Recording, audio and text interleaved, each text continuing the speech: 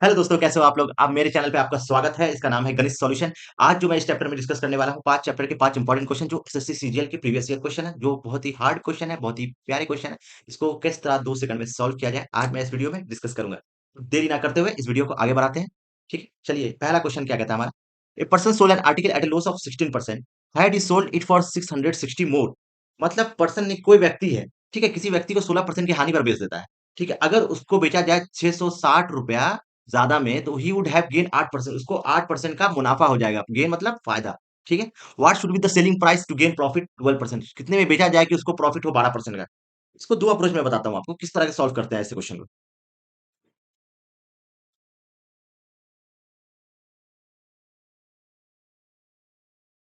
Pen ले लेते हैं। चलिए अब क्वेश्चन को किस तरह सॉल्व किया जाए।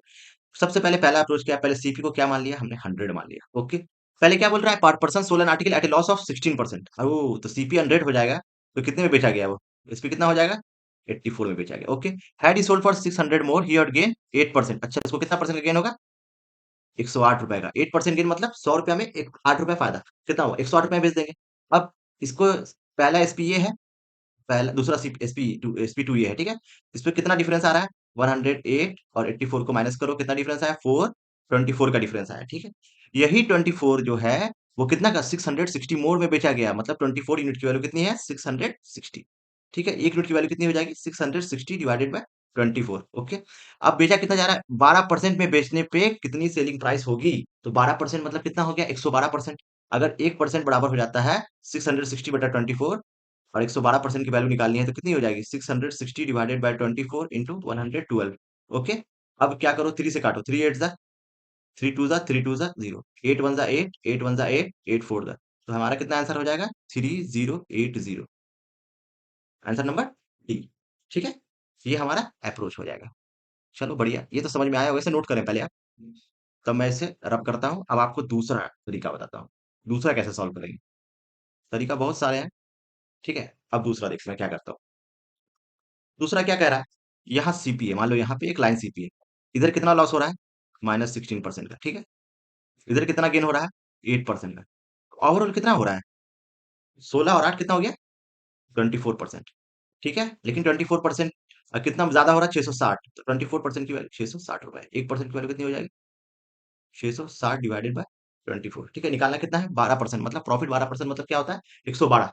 ठीक है। तो 112% की वैल्यू कितनी हो जाएगी, 660 डिवाइडेड बाय 24 इंटू 112। इसको काट के जो आंसर आया कितना आएगा, 3080।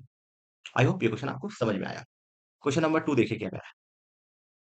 ये क्वेश्चन किसका है, परसेंटेज का है। अब परसेंटेज का क्वेश्चन है, इनकम और एक्सपेंडिचर वाला। क्वेश्चन क्या कह रहा है हमारा, राघव स्पेंड मतलब खर्च कर दिया। राघव ने क्या किया, खर्च कर दिया 80% ऑफ द इनकम। ठीक है, 80% आपके इनकम का खर्च कर दिया। ठीक है। इफ इस इनकम इंक्रीजेस टू 12%, अगर इनकम इंक्रीज हो जाएगा 12%, देन सेविंग डिक्रीज बाय 10%। फिर क्या होता है, अगर इनकम इंक्रीज करेगा 12%, तो जो उसका बचत है, सेविंग है, वो कितना परसेंट इंक्रीज करेगा, 10%।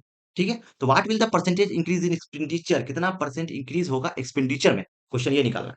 सबसे पहले हम लोग जानते हैं इनकम क्या होता है, सेविंग प्लस एक्सपेंडिचर होता है। अब मुझे बताओ, 100% इनकम है किसी का, 80% इनकम एक्सपेंड किया, मतलब क्या हुआ। पहले यहाँ पे ये लिखो, सबसे बढ़िया। पहले एक जगह इनकम, एक्सपेंडिचर और सेविंग लिख दो।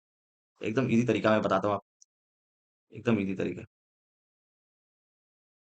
यहाँ इनकम आ गया, ठीक है, यहाँ सेविंग आ गया, यहाँ एक्सपेंडिचर आ गया। ठीक है। इनकम 100 रुपया है।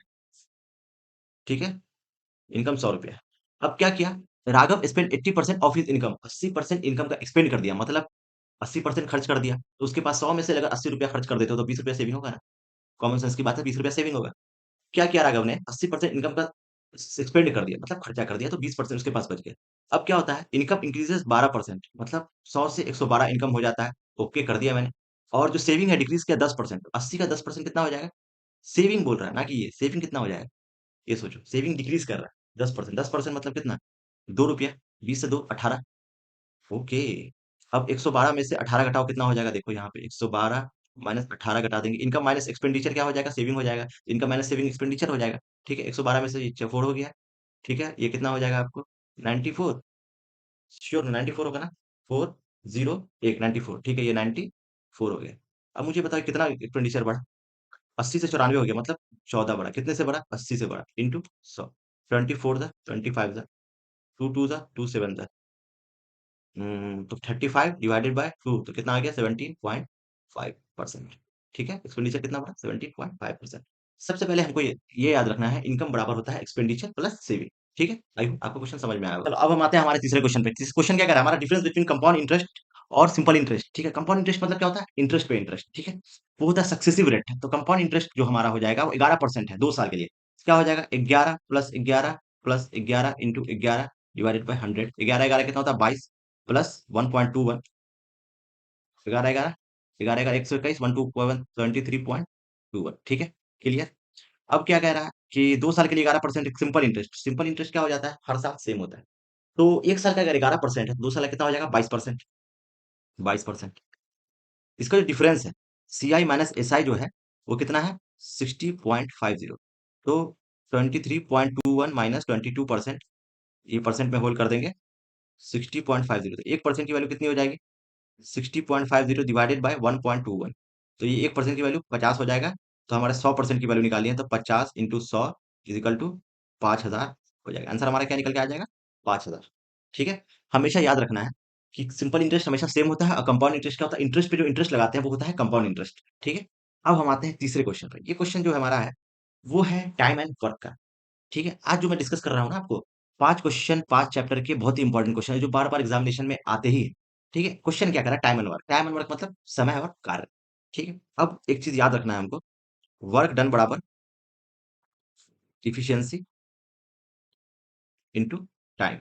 ठीक है, क्वेश्चन क्या करा? If A alone can do a job in 72 days. A अकेला काम करता है 72 दिन में। ठीक है, 72 दिन में काम करा दिया ए को। And in B can alone do the job, if together they can do the job in 40 days. दोनों मिलके अगर काम करता है तो 40 डेज में, मतलब ए प्लस बी काम करेगा 40 डेज में। तो इसका एलसीएम कितना हो जाएगा? 72, और इसका एलसीएम जो हो जाएगा वो हो जाएगा 360। ठीक है, कैसे निकला? एलसीएम निकालना आता है आपको?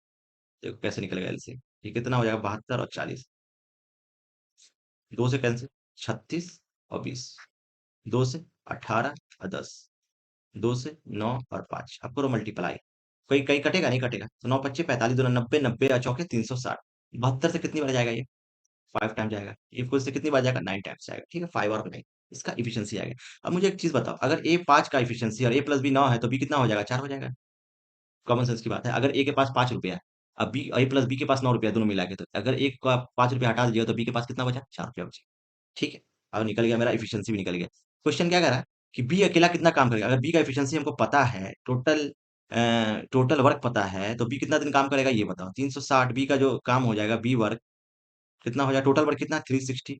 इफिशियंसी कितना? इफिशियंसी है बी का 4 है, तो 4 वन सा 4, 90 डेज लगेगा इसको काम करने में। ठीक है, क्लियर हो गया? समझ में आया होगा? कुछ नहीं करना है, वर्क डन बराबर efficiency into time. Work done is directly proportional to the efficiency into time. If time is inversely proportional to the efficiency, जितना समय लगेगा उतना एफिशिएंसी कम। ठीक है ना? समझ में आया? अब हम आते हैं हमारे लास्ट क्वेश्चन पे।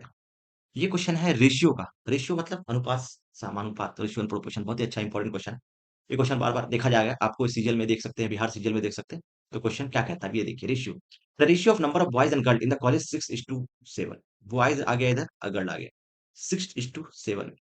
एक चीज याद रखिए, अगर परसेंटेज इंक्रीज पूछा जाए तो यहाँ पे जीरो लगाने से कोई फर्क नहीं पड़ेगा आपको। ठीक है, यहाँ 2 जीरो लगाइए, 3 जीरो, कोई फर्क नहीं पड़ेगा, तो यहाँ जीरो लगा दिया। क्वेश्चन क्या कर रहा है कि percentage increase in number of boys and girl, 20% boys increase किया। अच्छा, 20% मतलब 120, मतलब 772 बन गया। 60 से 72 बन गया ये।